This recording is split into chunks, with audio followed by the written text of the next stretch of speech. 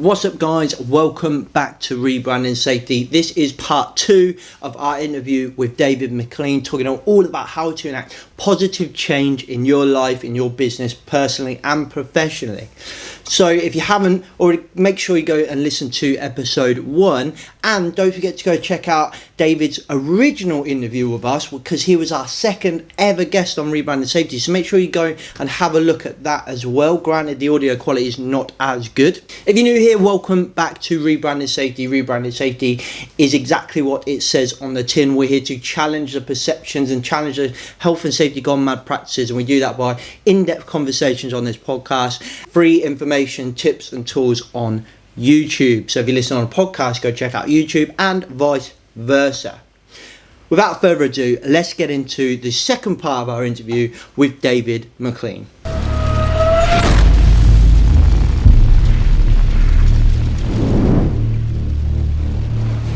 Good morning, David. Welcome back to the podcast. Morning, thank you. Part 2 then. Now, I'm going to be completely upfront with the listeners. We were just having a conversation offline and it was phenomenal. So I said, we'll press record and basically going to repeat the conversation we've just had. So I basically started by saying that once this voting malarkey is over, because we're recording this on polling day, 12th for the 12th. Also, what I didn't mention before is I was listening to this podcast this morning. Apparently tonight at 12 minutes past midnight, it'll be a full moon, and tomorrow's the 13th. So if you're a very superstitious person, it's the 12th for the 12th, and then at 12 past 12 there'll be a full moon and you're voting. Ooh. So absolutely. So I then questioned you and said, how are you feeling about it? Will you feel a crunch from Brexit, etc.? And your response was? Not at all. I decide what I do. It's a funny thing that if you remember, well, most people don't remember, also you maybe read about it, the Great Depression in the 20s, I think it was, in America. The vast majority of the businesses went under, and there was a huge issues, but some businesses were very, very successful. And that's not because they were lucky. They just decided that that's what they were going to do. Again, with the crunch that we had here a good few years ago when the banks went under, lots of people profited, and people tend to kind of think that they are somebody different or that's something different, and it isn't at all. And actually, if we just kind of refer back to the last slide that we talked about at the end of the last sort of session, they broke through the fear, they made a decision that that's what they were going to do, and that's it. And then they quite simply believed it. And as you said, we were sort of talking about mindset as well. So it's kind of a mindset, and is it how do you create that mindset? And that's what it is. It's get over that fear, believe that this is what you're going to do, and then make the decision and get on with it. So no, Brexit won't affect my business whatsoever. Nothing will. Because you won't let it. Yeah, I like that. Decided, yeah. I like that, but it's kind of like, do you know what, it's real synonymous of kind of what I say a lot when I've done a lot of fire training lately, and I've been to a lot of, so I work heavily on fire at the moment for obvious reasons, but I've been to loads of like conferences, and we've got a lot of businesses, primarily housing associations, that are sitting around and they're asking questions like, when are the government going to decide what needs to happen? When are they going to decide? When are they going to legislate we need to put sprinklers in our buildings and stuff like that?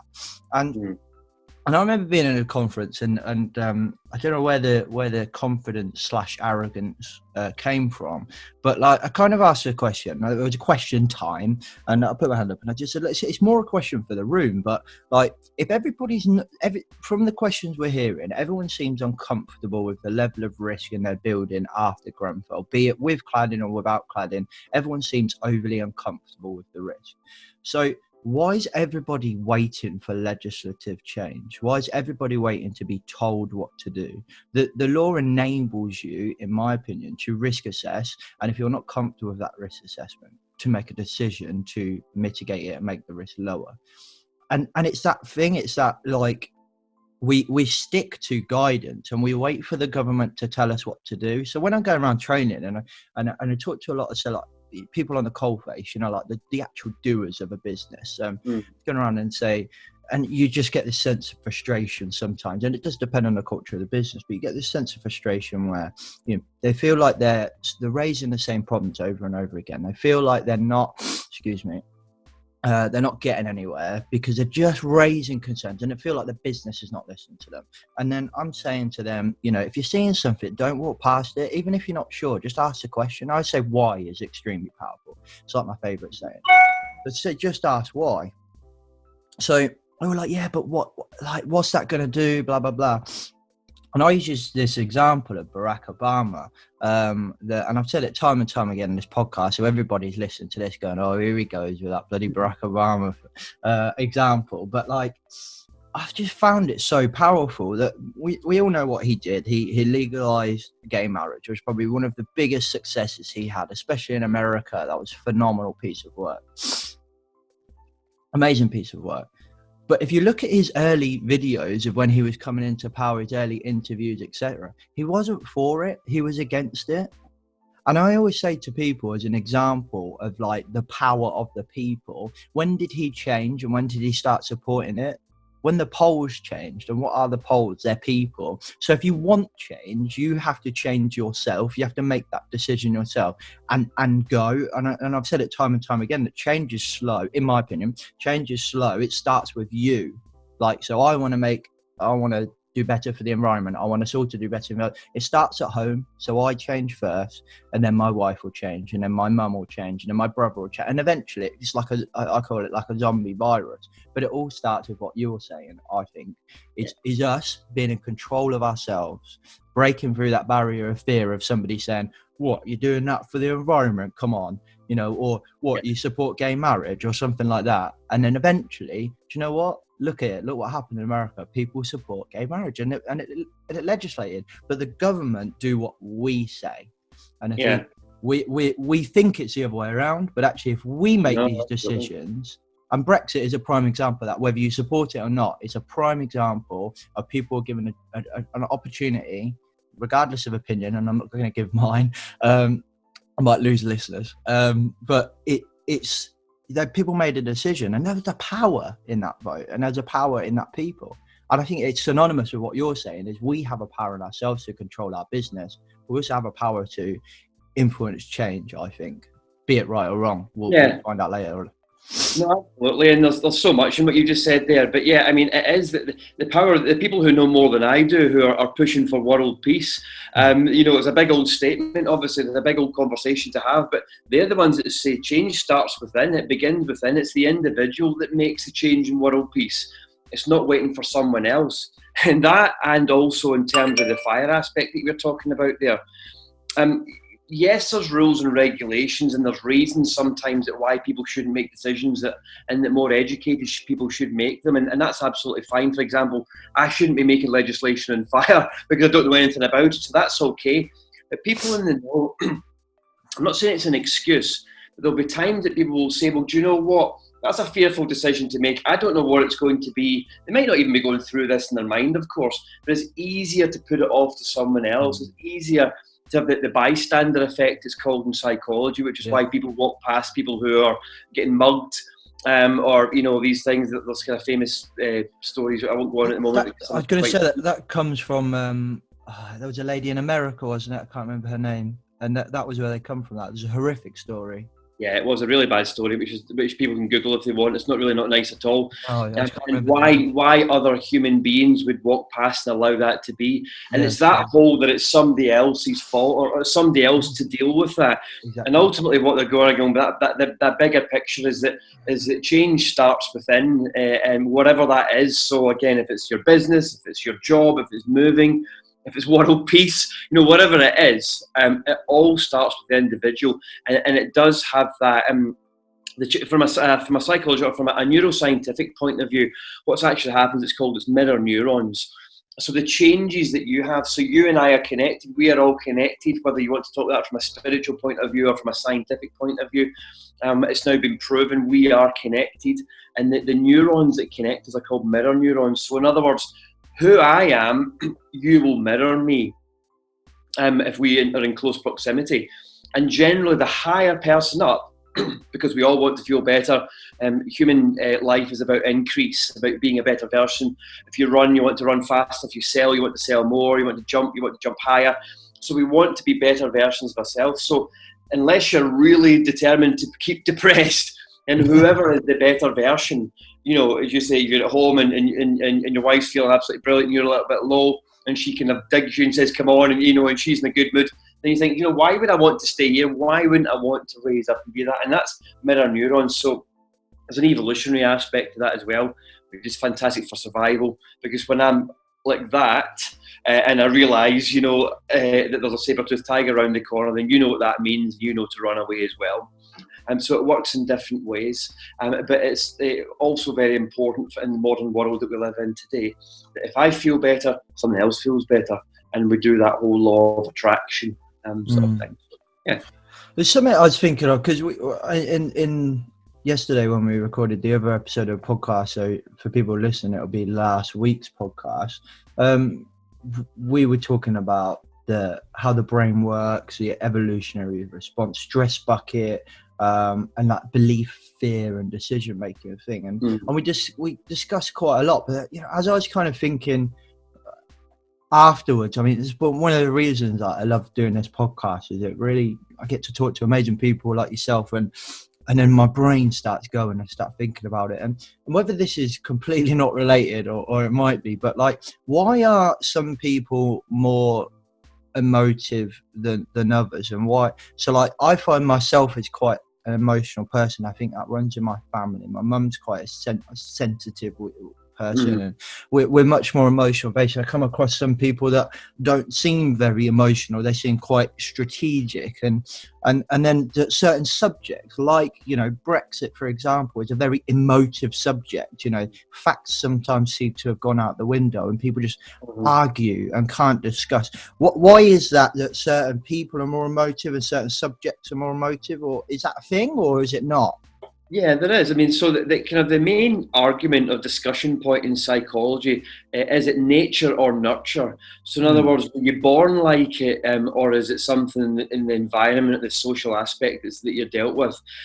So yes, from a personality type point of view, then you will get many different people. You will get, I'm sensitive, my ex-wife is, as is my son. And so there is some sort of aspect, there's a genetic aspect within that, and that's absolutely fine. And you will get different people. You'll get people who are perfectionists, who are very good at specific things. They're very on the ball, on point with specific things, and they'll be good at engineering, military, accountancy, whatever it is. And then you'll have people who couldn't care less about that, but are all about loving and helping and nurturing, etc. And they're good in like doctors, nurses, or therapists, or whatever. And of course, you get a blend of all these sort of things. So what I always say to people, though, is that sometimes they say, oh, he or she seems to be able to deal with their emotions very well, and I can't. So that somehow makes me a lesser person because they're really good at that. But actually, they're probably going through their own problems with something else anyway. So whatever your emotion, whether you're really emotional, whether you're a perfectionist, whether you couldn't care less, whatever it is, these different traits that you have in your personality, is what it is. It's about becoming the best version of you, and through these 6 key principles of lasting change and positive change, it's about becoming the best of who you are. Because if we talked about in the brain and the evolution response, the lower area of the brain, the higher area of the brain, roughly speaking, again, the higher area is the rational, easygoing, calm, relaxed, positive part of the brain. And of course, the lower area is the opposite from that. So whatever personality you are, if you're working to the best of who you are in the higher regions of the brain, then you're able to be fine. You don't give too much to others. You're able to be confident in yourself and your self-worth and your self-esteem. So really, there is no negative traits as such that aren't learned responses anyway, because there is also some that learned responses in terms of, I'll have some people who will say, oh, I'm a warrior. I come from a long line of warriors. I'm like, yeah, that's been programmed into you from an early age. And can be changed because it's just habitual behaviour is all that is. So the personality traits that you want to change, 99.9 times out of 100, you can change them. And there's very, very few people that are somehow have a disposition of low serotonin and high depression. There is those people, but they're very, very few and far between. Mostly, people are functioning properly or normally, and it's their thought patterns, as we talked about, the stress bucket being full and all that. That's what the kind of the issues are. They're man or woman made, if you like, as opposed to genetic. It's fascinating. Okay, so let's move on then to the next principle. So correct me if I'm wrong, but that seems to be the 3 Ps. Is that right? It definitely is, yeah. So I'll just quickly go over the other 3, of course, as well, as I say, they've watched them. But so the evolutionary response, how the brain works, understanding the kind of key differences which I've explained there in terms of the brain. Understanding it consciously, which sits at the front here of the brain, we only have a few actions a second, sometimes only one, and subconsciously we have thousands. So our behaviour is habitual, and subconsciously it has no intellect and there's no idea that we're wherever we are in the world in the 21st century listening to this. So we have to recognise that habitual behaviour that is carrying on, whatever that is, the brain is not looking to change it. It doesn't have right and wrong in that area. We do, consciously. But of course, it's one action against 40,000. So we can see the ratio there, which is why we sometimes get held back. And the stress bucket as well, again, the very simple thing is the stress bucket is the hippocampus in the lower area of the brain. Basically, a full bucket means you're stressed and you're not functioning properly. An empty bucket means you're in control and things are going well and you are functioning properly. The way that you fill your bucket up is overthinking, over-worrying, over-analysing. The way you empty it is, I'm just about to tell you, and also thinking positively and making sure you have good sleep patterns, etc. Because the REM sleep, rapid eye movement, is a natural way for emptying that bucket. And then quickly, fear, belief, and decision-making, and positive decision-making. We've sort of touched on that already. But as you can see, I suppose we can call that mindset as well to an extent if we want to put one term over that. As you can see, is at the beginning what we talked about. Fear is the thing that holds most people back. Do you believe it or not? Belief is just a thought you keep thinking. That's all it is. So if you want to create a new one, focus on what you want to do and start believing it and moving towards that and make the decision. Just quickly before we do move on, you said about a good sleep pattern. Does that so trying to I don't know, it'd be nice to start my own business one day, and if you're trying to do that, you make a decision. Yeah, I get it. Well, okay, so I'm starting a business, but I think when you do that, you follow a lot of entrepreneurs, and you might listen to people like you listen to loads of people like Gary V, for example, and you watch stuff about geezer that made Apple and the geezer and all these massive, owners of Amazon, etc. And it just kind of brings me to a point where you said about good sleep patterns. So there seems to be this popular trend lately of you've got to be successful. You've got to get up at 3 a.m. and go to bed at midnight. So is as much as I've exaggerated that massively. Not really. Yeah, but like, is there like your own sleep pattern? Do I have one for me and yours will be different, or is there like a set period? So what is a good sleep pattern? No, I understand what you're saying. It's a very, very big conversation, and actually that's maybe a podcast for another time, because we could go into the whole understanding of why is it, again, it sits around belief, fear and decision making actually. I mean, why you have to, if you believe that you have to work 16 or 18 hours a day to be successful, then that's what will happen and it will work. If you believe in, I can't remember that guy, but I think it's the 4-hour working week or that book that he's wrote. 4-hour working day, whatever it is. I mean, and that's a challenge to begin with if you're starting off your business. But you have to kind of recognise that it's not necessary to be doing those kind of hours unless you really want to and you're loving it.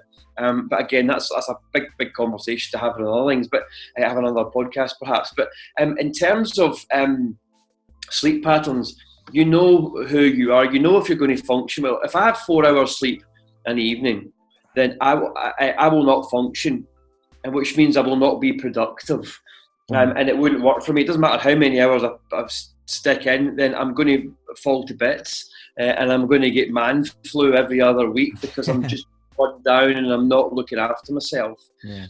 I used to need 8 hours sleep. I now need 7, and I can function and I feel well on that. What I used to sort of say from a therapy point of view, when I was a therapist, or still am, but working with individuals, you need to prepare for going to sleep when you wake up in the morning. And it sounds like a kind of a funny thing to say, but you don't need to keep your PJs on all day. But what stops you from sleeping in the evening is your full stress bucket. It's the overthinking, over-worrying, over-analysing. It puts you into that space, which, of course, in modern days, it's an evolutionary trait. But in modern days, it's you go to sleep for a couple of hours, you wake up, you're thinking about work, you're worrying about this, you don't even know what you're really thinking about, you don't know why you're thinking about it. You go back to sleep, you then maybe wake up early, and then it doesn't feel quite so bad, and you have this broken sleep all the time. It's all to do with the full stress bucket. So if you're able to make sure your bucket is emptied during the day, thinking positively, the 3 Ps, which we'll speak about in a moment, and make sure that you're not filling it up, then the REM sleep deals with it. So you have a more regular, normal, restful sleep through the REM and the non-REM. The non-REM used to be called slow wave sleep, which is the bit that repairs your muscles, if you've done exercise, etc., and makes you rested physically. And the REM sleep is the one that rests your brain, inverted commas, rests your brain. It's actually working really hard, but it deals with all the aspects of your brain. So, I suppose to answer your question, sleep what you know you need to sleep. And make sure you start to do the things during the day that allow you to have restful night's sleep. Because that's what will make you much more productive during the working hours, as opposed to saying, "Oh, I'll just have 4 hours sleep or 3 hours sleep, and then I'll crack on and work till 12 o'clock." If that suits Gary V or whoever else, then perfect. But if it doesn't suit you, then that's not what you need to do to be successful.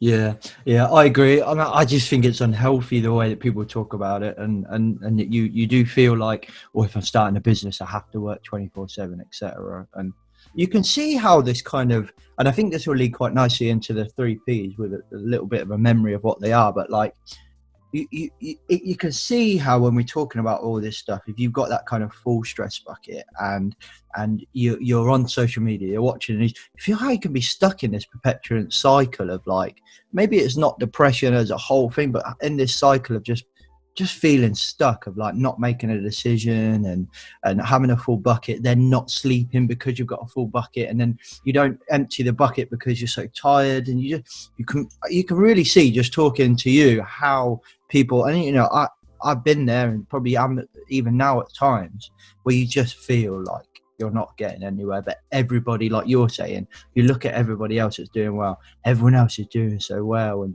it's so easy.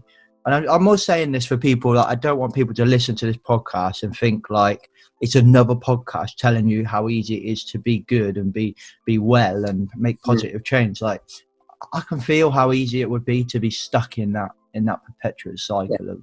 It's the momentum is carrying. And actually, when we talk about 3 Ps and then moving on to the marginal gains and small changes, that'll again understand why you're making changes. Because if you remember that the vast majority of the brain is subconscious or unconscious, in other words, it has no understanding that wherever you are listening, watching this in the world, it doesn't know where you are. It doesn't understand. It doesn't have comprehension. It has no intellect. So it's not looking to change. It's not looking to make any differences at all. So maybe we are consciously, but that brain just keep on going round and round in those cycles, and it'll keep going on. It's not looking to change at all. And that momentum that is going in that one direction will keep going. We're habitual behaviour. That is it. We're small, tiny small portions of which small changes and marginal gains is. We're tiny small portions made up as a whole. What we think is we are the whole, but we're not, and we're just millions of little bits that move up, and it's all the habitual things that are running, and thousands of them running to keep us going as a whole, I feel like. But when we change, we try to change as a whole, but we need to change all the little things, and that's what we get fed up with, because we're like, going for one run, that's not going to make any difference, or not eating that cream bun tonight, or making that decision, or going home early at work, or whatever it is, those one things, don't feel anything. That's what changes and picks up the momentum going in the opposite direction. So you sleep better, you wake up more refreshed, so you're more energized, so you go for the run you want to do, or you make the lunch instead of buying the lunch at the canteen, so you eat the healthy lunch, so you feel better, so you want to go to the gym in the evening, so you rest better, and you can just see that that's how it gathers, and that's what happens. But when we try to fight our own brain, it doesn't work. There's an analogy actually I'll use in a little bit, so I'll save that for that one. I just want to say, by the way, I love Gary Vaynerchuk. I didn't want to say anything, but he is really good, and he always says, you be you, and that's one good thing, because a lot of people that have his level of voice, if you like, and followers, he's very much like, just be you, and just, so, no, I do, he's a great guy. So anyway, I'll advocate that. I'm a huge fan of him. A lot of people don't like him. I really like him, and you're right. I think a lot of people, he says it a lot in his newer stuff, especially that, like, you know, he said one day he's going to get a phone call from a mother saying, you know, my son was a failed entrepreneur and killed himself or something, and that's one of his biggest fears. And I just think, you know what, he's really honest. A lot of the stuff he talks about is about culture and being a nice person, being a good business owner, stuff like that. And he definitely does. He, you know, it's time tested, and you can see that he's done it. So, well, this is it. Yeah, 100%. I back him. Right, we talked about everything other than the 3 Ps. so let's talk about the 3 Ps then. Yeah. So what we want to kind of think, it'd start from an evolutionary point of view. So early man, early women, cavemen and cave women were given certain evolutionary rewards for doing certain things. And men and women working together produce offspring. Of course, it feels good. That's why one of the reasons why we keep doing it. Successfully support themselves and their families, hunting and gathering, the exercise that was necessary to go out and catch the prey, or the exercise to get the beans and the berries, whatever it is, and bring them back, and then have that family time, if you like. They're always going to survive better in tribes and groups than in individuals. So when they're in a group setting, they would always get something that would make them feel better, as opposed to individuals. They would have a feeling of safety and comfort, etc. And safety in numbers, of course, as you've heard that saying before. Yep. So that's a fantastic thing. Now, in those days, we'll say 200,000 years ago, in this form that we're in now, they had no idea what these rewards were. No idea at all, but they knew they felt good, so they kept on doing it. We now know what the rewards are. It's various neurotransmitters that flows through the body and the mind, and the most important one, which I spoke about a few times already, is serotonin.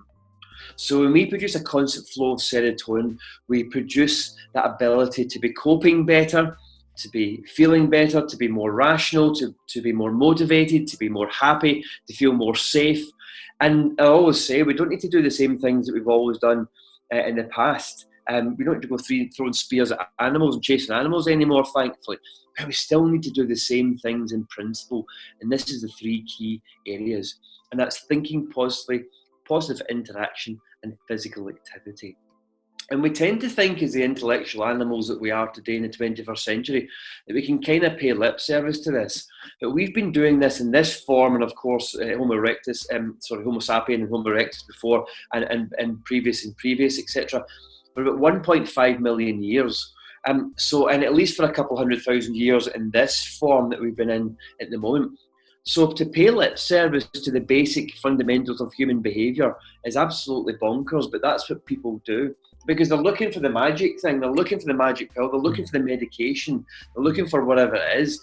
And as a side note, SSRIs, which is selective serotonin reuptake inhibitor, is a complex way of saying, understanding that it allows more serotonin in the brain, and SSRIs are what most antidepressants are.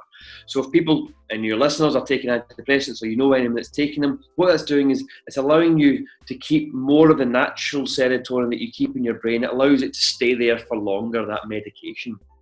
So what I'm about is about understanding that you can create it yourself, because medication is absolutely fantastic and very, very necessary, but it doesn't empower you. It might get you to the stage that you can empower yourself and move on, absolutely. But there's nothing more empowering when you start doing the things, you start to think more positively, and it's very important you recognise stress bucket filling is negative thinking. So not only are you thinking positively, you're quashing the negative thoughts. So you're really pushing forward, really pushing in that way. And I always say, and hopefully you've got a few American listeners, but we should all be a bit more American. Because I said it myself. Yeah. We should just be a bit more American instead of this reserved nonsense.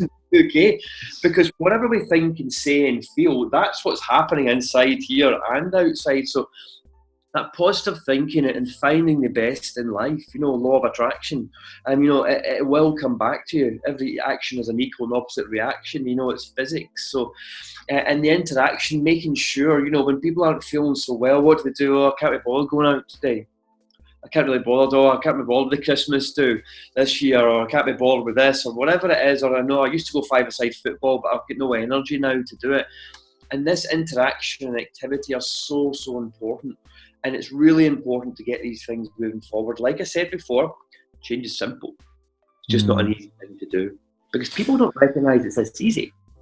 Yeah. Do you think I think you mentioned about the antidepressant tablets and things like that, but do you think they're good to, what I'm saying about how it feels simple it feels easy to be able to be stuck in that perpetuant cycle, feel really stuck in a rut, I can really relate to that feeling, but those kind of tablets would help you and this is just a layman's way of thinking, but help you get to a position where you can actually go and do the 3 Ps, for example. It gets you a position where the tablets are helping you start, for example. And basically what I'm saying is that I feel like there's a bit of stigma around tablets and people shouldn't be taking tablets. And I always say to, I've got a few friends and family that are on stuff like that, and they say, look, that in my unprofessional opinion, they get you to a position where you can start to try and be proactive about this. And whether that's, doing your model, and the tablets get me to a position where I can start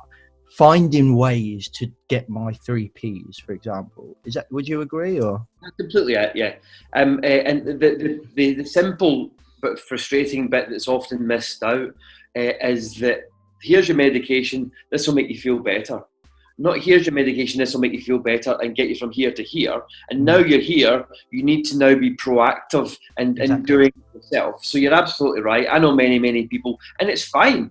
I've worked with many people clinically, and it's absolutely fine, and it's fantastic, and it's a lifesaver. So, I'm all for it. But I've known many people who are on them for 10, 20, 30 years. And do you know what? If you're an individual that needs it, that's fine. But you're not empowering yourself. You're not recognising and realising. Do you know one of the most fantastic things, the solution focus process, which really, again, is what we're sort of talking about here.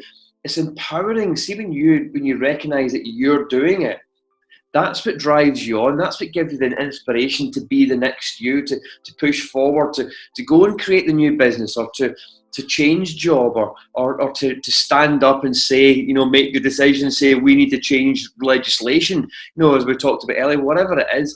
That's the confidence building where it comes from. And the medication is fantastic, but it only gives you, it gets you to a point, it gets you to feel good, and then you need to then motivate yourself and move forward. So yeah, absolutely. And another thing I got on my notes here about the 3 Ps is like how, and I think I know what your answer will be, but I feel like the world at the moment, and I love what you were saying about being more American, by the way. We said that in so many other examples in the podcast. Right. I've said, about positive reinforcement. We need to be more American and just go around saying, yeah, well done, great, high five. And we had an American on the podcast, and I said to him, I always use this analogy. And he says, is that what you think we're like? Is that what you think Americans are like, going around high fiving everyone? And I said, well, yeah, I thought I'd pissed him off. And he went, no, that totally is what we're like. Because you thought it was quite funny. Anyway, I was saying, in a world at the moment where I feel like it's very negative, everything I see on social media seems to be very negative. I feel like it can be hard to have those positive interactions and positive thoughts when, you turn the news on and like you say, you could avoid stuff like that. But you go on Facebook and it's all negative. And if you see it and you like it, the cookies give you more, and you can be just stuck in this world of negativity. It's really hard, actually, to have positive thoughts and have positive interactions, I think. No, I completely agree. And that's why I don't watch the news. I know I know there's bad things happening in Syria. You know, I've heard enough about Brexit. Yeah, and as I said at the very beginning, I make the decisions on my own life and how the success will be of my life and what I want and where it's going in the business and life and love and whatever. But yeah, it can be toxic, but again, what we talked about at the beginning there, all change comes from within. So when you start to change, when you start to become that different version of you, you will attract other things into your life. And of course, if the positive view, you will attract positivity. You can't do anything but that. So yeah, just recognise the change starts from within.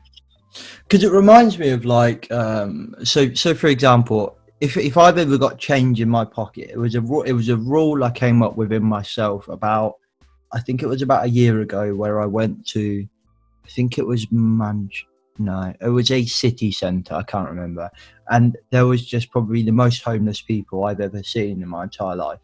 I've been very lucky in really, other than going to like a big city like London, was probably the most I went to. I never really was exposed to homelessness ever, and being in a role now where I travel so much, I'm starting to see it, and it really hit home. Like it proper, it's something I'm really passionate about now.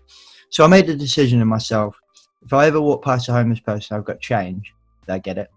You know, they get change. So that was a rule within myself. And do you know what? Yeah, that probably is selfish. It makes me feel better, you know. But if I talk to people about that, some people are like, oh, I really like that, do it. But most people come back with a negative, yeah, but what if they go, you use that to buy drugs? What if they use that to buy fags? It's like, do you know what? I don't really care. Like if they go and buy drugs and it makes them feel warm for 5 seconds, or if they buy fags and it makes them feel better, then that's it. But it's always negative, like everything that people come back to. And do you get what I mean? Yeah, completely. Yeah, and there's a bigger thing there actually as well, in terms of the immediacy of it. I get what you're saying, but you must give to receive. And what most people in life are trying to do is get. And where can I get this? Where can I get more money? How can I get this? Again, this is another very big topic, to be honest, which could be a whole podcast. But where can I get this? How can I get? Where can I get more from? And that mentality will never work, and that's why they are. If there is people like that are not successful in any aspect of their life, you must give to receive. And I don't mean in this biblical sense, unless you want to be. Obviously, it sits with that, but you must give. It's the physics of nature. Every action is an equal and opposite reaction. So everything you do will come back to you. That's what it means. It's very important that people recognise that you must give out, and whatever that is, to receive back. No, you're in the right space. And I think as well, have faith that it will come back eventually. And that's kind of like what Gary Vee says. You know, he says all the time, you listen to his business advice, it's like give information away for free. I think I've not read the book yet, but from what I've heard people talking about it, is that his book, Jab, Punch, or whatever it is, that his way he describes it is to give, then ask. And it's that exact scenario. So I think you're right. I like that. I think the 3 P's, since the last time we spoke, not episode, the one we did ages ago, 3 P's is kind of thing that like really stuck. That, and the next one we'll talk about, probably the next one we talk about actually, it's probably nearly changed my life, if I'm brutally honest. Just focusing on this one thing, I think is phenomenal. And you've mentioned it a few times. So that's marginal gains. That like I say, that concept has really helped me professionally, personally, in going to the gym, trying to eat better, but all these things, starting a business, you know, all those things, it's marginal gains, everything that we're doing. I've just said it, sorry, marginal gains. Yeah, it's cool. Cue David. Yeah. Well, small changes, or marginal gains is a term that's been coined by Sir Dave Brailsford, actually. But just before I go on to that, we want to kind of recognise that the whole of who you are, the whole of us, the whole of you, whoever the listener is a mixture, is a blend of millions of small things, of small habits, of small bits and pieces together. And what we think when we want to change is we're looking for the magic pill.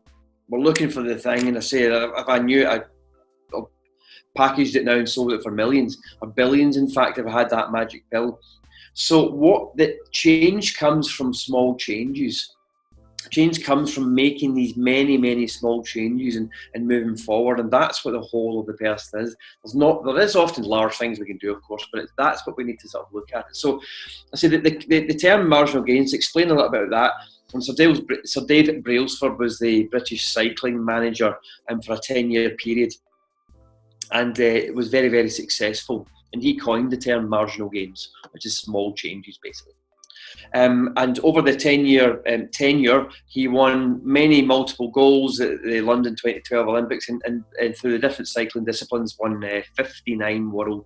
They won 59 world titles. And the principle is, if you look at all the components of a bike race, which is the bike, the race, the individual, the preparation before it, and you marginally change that, either you take off 1% or whatever it is, or add on 1%, then overall cumulative effect, you're going to have a big old change. So what they did was they narrowed the seat by like 1 millimetre or 2 millimetres or something like that. They took the seams out of the lycra suit. So how they get that on, I don't know, but they took the seams out to make it more aerodynamic.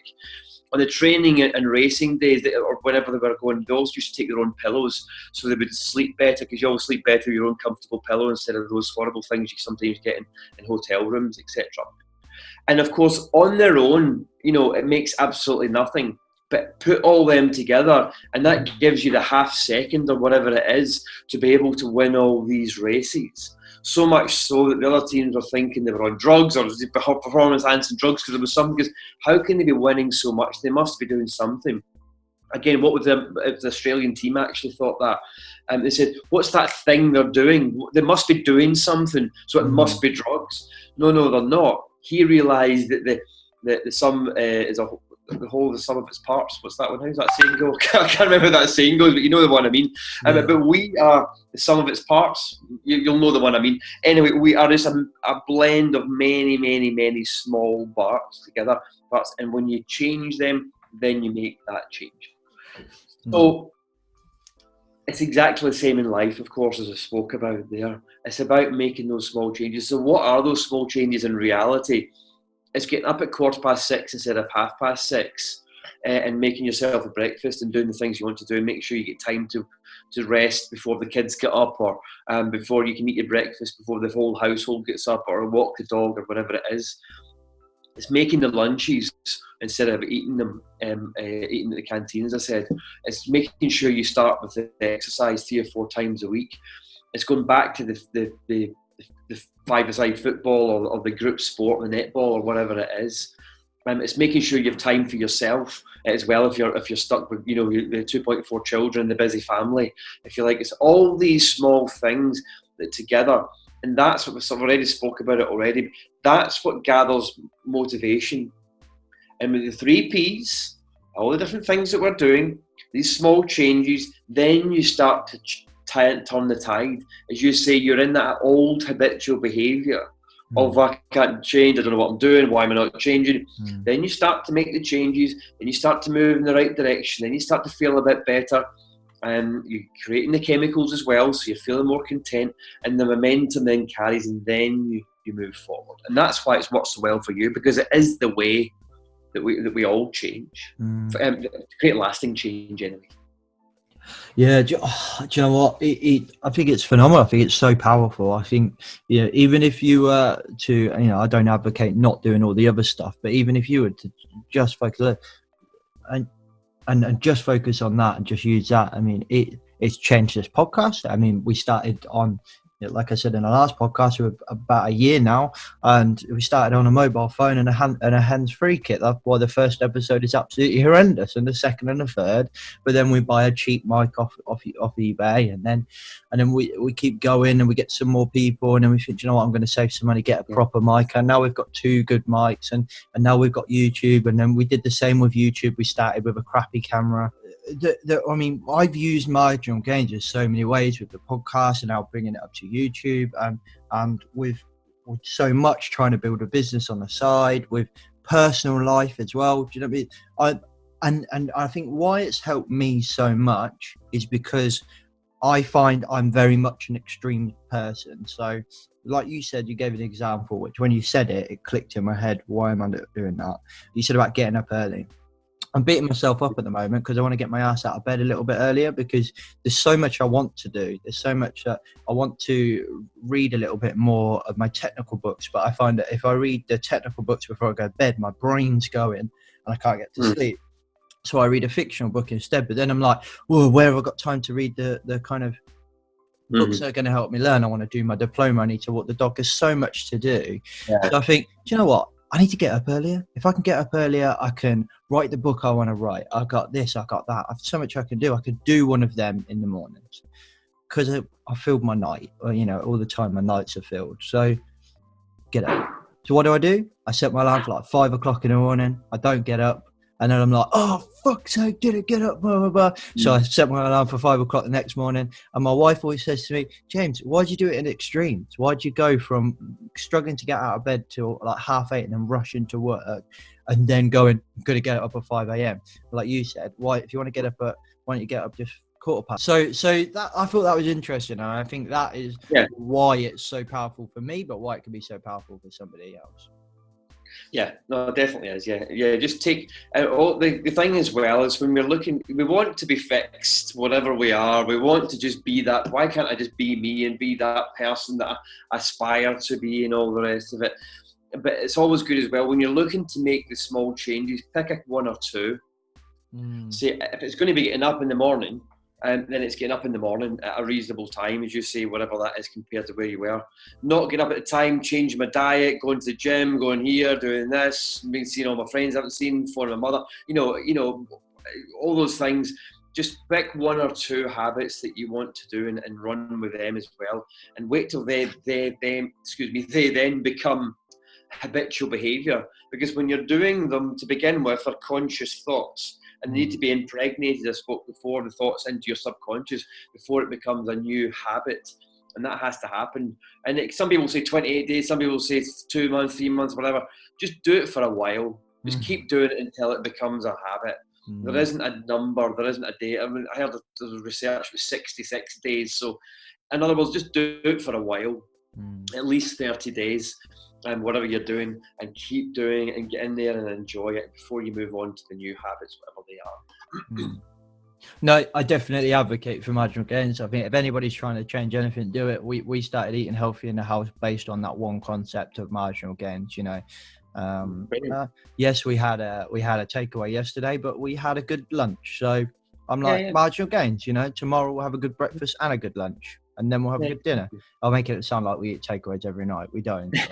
But we nearly did at one point. And we got out of that, both of us, me and my wife, with marginal gains. And it's literally like the motto of this household for the last, about a year ago we first spoke. So definitely advocate. And I think it's okay to fall off the wagon sometimes as well. You know, even if there is a wagon to be on, but be like, do you know what, I've had a bad week, suck it up, move on, start again. 100%. It's only you. It doesn't matter. It really isn't. So yeah, no, I agree with you there. So you said about like how long we have to do stuff. So that kind of maybe hints on to the next bit, which is the kind of final bit that ties it all together, but repetition. And I remember you saying in the first podcast, which is something that stuck to me as well, is that kind of repetition is the language of the brain, which I like that. I remember that. Yeah, no, absolutely is. It's so important. And when I used to run training schools as well and teaching other psychotherapists, I ran a training school for 3 years, and when I was teaching them, I used to say, however important you think repetition is in your mind, at that point they had a fair understanding because they were 3 or 4 months into the program. So however important you think repetition is, times that by 100 in your mind, and that will start to get you into the kind of the understanding of just how important repetition is. And all these key elements are very, very important, but it's really repetition that is one of the key. I'll say, well, they all are, but it certainly sits up the top in terms of the importance level. why people are successful or they're not successful. And we're talking about creating lasting change, and it's simple, but it's not necessarily an easy thing to do. It's not easy because you have to do it a lot. The thing is, as you say, just getting up 15 minutes earlier or half an hour earlier, whatever it is, that's a simple thing to do once. Sometimes, not always, but that should be a simple thing. But doing that for 30 days, that's the challenge, but that's the bit that's not so easy, and that's the repetition that's necessary. And why is that necessary? It's moving from the conscious to subconscious, remember. And what you want to kind of imagine, again, is I think the consciously we have, again, as I spoke, 1 or 2 actions, 3 or 4 actions a second, and subconsciously we have 40,000 a second. So there's a huge amount going on beneath there. And that's the machine that's driving you. That's the machine that's driving you. And it's not aware of what's going on. It's got the working age of a 4, 5 or 6-year-old. It's got no idea. It doesn't have the intellect. So what do you have to do? I always use an analogy. People have children, 4-year-old children. We know what you have to do. You have to be pretty firm with them. Even if you don't have them, you know what they're like. So you have to be firm with your children, don't you? My son is 7 now. When he was 4 years old, he'll be like making his dinner or whatever, making his supper, and say, just you come up and sit up here whenever you want. It's fine. You just do it. It doesn't matter. Keep watching Pokemon if you want, or whatever it is, or Minecraft and telly. And he'd be like, yeah, whatever, Dad. as opposed to, right, get your bum up here. I've prepared this food for you. Get up here now and sit up here and do what I tell you, the right thing to do. And he goes, oh, yeah, right, I get it. That's what we have to be like in our mind. That's what you have to be like in our brain. You have to be firm with yourself and make the decision that you are going to do this, for 30 days, get up every morning half an hour earlier. Now, of course, as you say, one day you don't get up, you have a too many glasses of wine one night and you didn't mean to, and so it didn't work, or whatever happens, that's absolutely fine. Don't give yourself a hard time. Don't be the perfectionist that you don't need to be. And that's one of my things. Just get back on the horse again and continue to do it. Because if you have 30 days and 3 of them over the space of time are not there, that doesn't matter. But if you go a week into it and then you fall off the wagon once, and then you go, oh, what's the point? And then just stop doing it, which of course is what a lot of people do with diets for diet change. Anyway. Then so repetition is tremendously important, because we are impregnating the subconscious, who has the working age. The thalamus is the area we're talking about, the kind of central clearinghouse that sits in the lower regions of the brain again, that primitive emotional part. It's the boss's secretary, if you like, and you are the boss. And that boss's secretary needs to be told often that this is the new way that you're going, this is the new thing that we're doing. And that's why repetition is so vitally important. That kind of reminds me of Tony Robbins' rule that he has for himself, which he doesn't negotiate with himself. Like, he says in his very particular tone and accent, and he'll be like, I don't negotiate with myself. That is a terrible example, but you know what I mean? He's like, that's my one rule, I don't negotiate with myself. And I was like, I like that, because those that don't know him, he gets out of bed and he jumps in a cold, like, plunge pool or whatever you call it. So an ice cold plunge pool every morning. Granted, he's absolutely minted, so he could take a plunge pool wherever he goes with him, which I think he does. But he does that every morning, and everyone says, "How do you do it? How do you do it?" And he says, I just don't negotiate with myself. Yeah. That is it. If I make a decision, which is what we spoke about in the last podcast, is breaking the barrier of fear, making that decision, and then do not negotiate with yourself. And I find that was fascinating. That's kind of similar to what you're saying. Exactly, yeah. And that's why he's successful, because he's a decision maker, and because he still has fear. He still has the, do I need to get up today and jump in that flipping cold pool again? And he's just like, yes, you do. I'm not negotiating. Yes, you do. And how many other people will go, well, it's a bit cold. It doesn't really work anyway. What's the point? And, there's no point, and there's no repetition within that. There's no change. There's no belief in yourself. They're not making decisions. Funny old thing, they're not getting the success that they want. Whereas that's the reason why he's successful, because he follows. Because remember, these aren't made up by me. I've brought these together over the 10 years of my understanding of human behaviour. But he does all this. That's why he's successful. He doesn't have a special formula. This is the formula. It's called human behaviour. It's just understanding that. So this is the key principles for human behaviour to change. And absolutely, yeah, not negotiable, whatever it is. There's so much to this. I mean, I hope that primarily our audience is mostly like safety professionals or business leaders, managers, and things like that. But primarily safety professionals, and I hope that people listen to it and don't be like, well, this has nothing to do with health and safety, because there's so much here that you're talking about that really resonates, I think, with our profession as a whole. If we would talk about like marginal gains, for example. You mentioned about that magic pill of like everyone's looking for that one trick pony, and I've said this time and time again on our podcast, but like that's what we're doing in the industry at the moment. We're looking for that new revolutionary way to break the plateau. And don't get me wrong, I talk to people about those systems and I advocate for some of them, the ones I know about, but I think it's important for us to pick the one that works for us. So and the way what I'm talking about here is like safety safety differently. There's frigging loads of them. Behavior-based safety, there's millions of them, and there's more and more every day. And everyone's like, safety 2 is not as good as safety differently, and they're unproven. And it's like, well, stop looking for that one trick.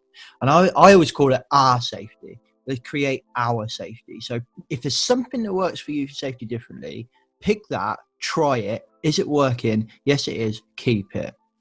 Take something from safety 2. Put it in. Does it work? Yes. Keep it. Take this. Does it work? No. Get rid of it. And bit by bit, start to build our safety, something that works for us. Stop looking for that one-trick pony. It's the same with what we talked about in the fire game at the moment. We're looking for that one-trick pony. Take all the cladding down. It fixes everything. Install sprinklers, it fixes everything. But actually, I think a risk assessment is about marginal gains. If we're looking at tiny things, loads and loads of mitigating steps in that risk assessment that reduces the overall risk of a building or reduces the overall risk of a business. A repetition. We're talking about how the brain works, and if we're trying to get people to follow our procedures, our processes, then we've got to think about repetition. We've got to think about moving it from that conscious part into the subconscious part. Now, there's some things we want them to think about, but let's enable the things that they don't need to think about to go down into this part of the brain so that they can think about the things we want them to think about up here. Yeah, and I think there's so much to this, I think, and that we can use. And I just hope that sometimes I find that safety professionals, we struggle because we only talk about safety, and actually there's so many things out there in the world of finance. And like I said, Gary Vee, a lot of the stuff he says works for safety. It's about leadership, which is it's universal. The principles here is about, remember we spoke about at the very beginning, which is nice to finish with as well. Thoughts create feelings create actions, and then actions produce your results. So whatever you're thinking about, whether it's safety, commerce, e-commerce, bananas, whatever, doesn't matter what you're thinking about. Whatever you're thinking about, it will create a feeling. Is it good? Is it bad? Is it positive? Is it negative? Is it solution focused or is it negatively focused? And I understand that there's an aspect that you need to solve the problems of the fire industry in Grenfell, etc. But it's like, where are the solutions coming from? That what are you doing? Again, obviously, as you know, no expert specifically in that area, but from the human behaviour, where are the solutions? What can I do? What are the small changes I can make that's going to move it forward, and what can we keep doing to make sure that we implement this UK wide? Whatever you think about, you will make you feel either good or bad, which will then allow you to act in a particular way, which will give you results. That's what Gary Vee does. That's what Tony Robbins does. That's what anyone does in success, whatever they are. The little person, but whoever, it doesn't matter. And absolutely anybody, because that's the key principles of changing in success. Yeah, we had if I remember, it's terrible. I should keep track of what podcasts I've got, but I don't think I've interviewed. I say interviewed. I've not interviewed. I've recorded a conversation with Ron Gant, who's a big player in Safety Differently, and he said something which kind of resonated exactly what you just said. Focusing on what you don't want does not get you what you want. And I thought, do you know what? That's what. And obviously, we were both two safety professionals, so we were talking primarily about safety differently and safety professionals. It's exactly the same as what you just said. You know, we go around and I use it all the time now since I've done that interview. Like, you go around and you say, well, think about when we're doing our safety tours or our safety walks or whatever we want to bloody call it. Walking around going, this is wrong, that's wrong, this is wrong, that's wrong. Well, we're not solutions focused. You know, we're having negative based conversations. We need to change the narrative. We're not having, as an industry, positive conversations and positive interactions because it's all about what we do wrong. Yeah, absolutely. And this is nothing new. Greek philosophers have been telling this for over 2,000 years. Focus on the new, tell a different story, move to the new. It doesn't mean you don't have to deal with whatever it is in the reality there of the time, but what are you doing to move forward from it? So yeah, as I say, it's not a new concept by any stretch of imagination. And it's that thing you said that I like as well about that thoughts. And I'm probably going to butcher this already, but thoughts create feelings, feelings create actions. And was there something else, or is that it? And actions then produce your results. And then actions produce your result. So that, if I was to step back and look at that, to me, what that tells you is that if you look at a business, if your thoughts of that business is negative, your feelings are negative, therefore your actions are going to be negative. And I think that is so true. And I talk about the perception of health and safety a lot. And sometimes you get people come back with good arguments and they said they don't advocate for my position on safety, which is very much do as little as possible. It's a minimalist safety, which sounds backwards, but I'm trying to challenge the perception of health and safety, because if people think that health and safety has gone mad, that's what they think. They feel negative about me when I'm trying to talk to them. Therefore, their action is they don't listen. But one day, me as a safety professional or any other safety professional will go to maybe you, David, one day and say, David, stop what you're doing. What you're doing, in my opinion, is seriously dangerous. You need to stop on it. And I need to have that respect, that power, that relationship with my employees, with my customers, etc., to be able to do that. No, I completely agree. So I think your message resonates so much with personally and professionally the listeners of this podcast, 100%. So how could, like, what does it look like on a business point of view? So, like, I know you work with businesses as well as like individuals, but like obviously in an individual you'll probably be able to see that individual is working better and feeling better and happier, but from maybe like a business point of view, what is that? Do you see results in a business, or have you not had? Of course, yeah, absolutely. So yeah, I mean, the majority of what we do now is in business. I mean, I work with the odd individual, but not too many now because of where the business is. And yeah, we work with businesses, all sectors. We have contracts with large multinationals at the moment, so and multinational insurers, insurance brokers, which allow us to work with their customers. So that's a very broad range in terms of in terms of sectors. So we help create or change mental health, mental well-being, foster resilience and increase performance within the businesses around about this kind of model, of course, and a lot more than that. We run 6 to 12 month programs, sometimes 24 month, even 36 month programs as well, looking at kind of cultural change within businesses. And we do that through a blend of training and mentoring and online with the app, online platform that we have as well. So depending, and we start off with surveys as a micro survey, then move on to a full survey, and we get an understanding of where the businesses are, understanding of where the leadership is, understanding where the self-worth is, and the productivity of the business. We can then deliver bespoke programs to businesses. For example, we're working on at the moment with 1,000 staff. We're working with the regional managers, specifically on face-to-face and mentoring them. So of course that's quite time and costly heavy. You can't do that with 1,000 members of staff, quite rightly. Working with a sales team as well, so the client facing people, because we want their productivity to rise, and the business certainly does. And then the business as a whole is going through the online process and the app that we have. So we're raising the mental health, mental well-being and productivity of the business as a whole through the programs that we're doing. So it's going really well, very successful. Onwards and upwards. The mission for my business is to facilitate positive lasting change within 100 million lives across the world. And we've started, we're on our way, we've got a little bit to go yet, but that's what we're doing. So, and we're doing that in different ways through business, organisations, governments, and even the individual. 100 million lives, fair play. That is a big challenge. Anything we could do to help, 100%, and massively support your message. What do the businesses see results in their business? Like, do people become more? I would assume people will become more productive, more efficient. Yeah, exactly. That's it.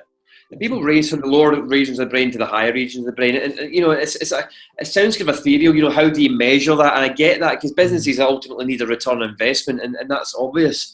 And that's why we use surveys in the online programs as well, because we're able to benchmark to begin with. We're able to see where people are feeling. We're able to see the difference. We're able to plot the changes in individuals. Very, very basic way of seeing it is, if you're a 0 out of 10 or scaling, then you're depressed and you're not productive. If you're a 10 out of 10, then you're very productive.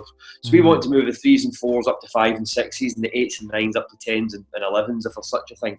So we want to just make people more productive. Remember, when you're working from the correct area of the brain more, you are more productive, and you're making the right choices. And again, from a health and safety point of view, one of the reasons why the insurance companies like it so much, that if you're working from the correct areas of the brain, then you're going to make the right decisions. You're less likely to chop your hand off. You're less likely to run into somebody with a forklift truck, because you are a better version of you, and you're sleeping better, you're thinking clearer, etc. So it's a holistic approach, obviously, but it's the only approach to have, because we are holistic. Again, we are a mixture of millions of small aspects that make the whole of us. So by working and understanding, facilitating the change and the foundations of who we all are, because we're all exactly the same. We're all perfectly unique, all different, but actually we're all exactly the same. So in terms of principle of change, so understanding that, benchmarking it and measuring the changes throughout the program, people can see not only are the individuals changing, but then they can see the difference in terms of staff retention, less presenteeism, less absenteeism, and greater profit and productivity. Yeah, I was going to say, I bet staff retention goes up like 100%. So if people like what they're saying, you want to give us a quick plug of websites or phone numbers, LinkedIn's, and obviously we'll link everything in the description below, but just a quick overview of how to get hold of you. Yeah, sure. I mean, LinkedIn, just search for David McLean, and it's MCLEAN. I know you're going to put it up anyway. The website is drmgroup.co.uk, and my email address is david.mclean, MCLEAN, at drmgroup.co.uk. David.mclean. And so, please contact me, and we can come out and speak with you.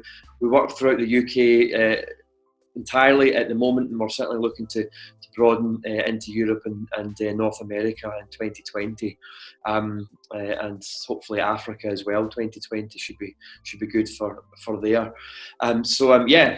Please drop me a line if you're interested and want to find out more. Thank you very much, David. That was a phenomenal conversation. Thank you. Thank you. Okay guys, I hope you enjoyed that. I hope you got some value for that. Let us know in the comments below, or let us know on Twitter, any of the other social media platforms, or the links are below, how you're going to implement some of this stuff in your life. Or if you already have, let me know how it's helping you, how it's changing your business, etc. If you've enjoyed it, don't forget to leave a rate and review if you listen on iTunes, or if you can do that on any of your other platforms. If you listen on YouTube, hit subscribe and the like button. And if you can, try and think of 3 people that will benefit from listening to this podcast and share it with them. And if you do that, or if you leave a rating review as well, give that stuff a screenshot. Let us know on Twitter or any of the other social medias so we can give you a shout out in this podcast. Happy New Year, because it'll be New Year now, and I hope to pleasure your listening ears in the next coming years of rebranding, safety, and your life, etc. in 2020. Oh my God, 2020. Ugh. Catch you next week. Safe.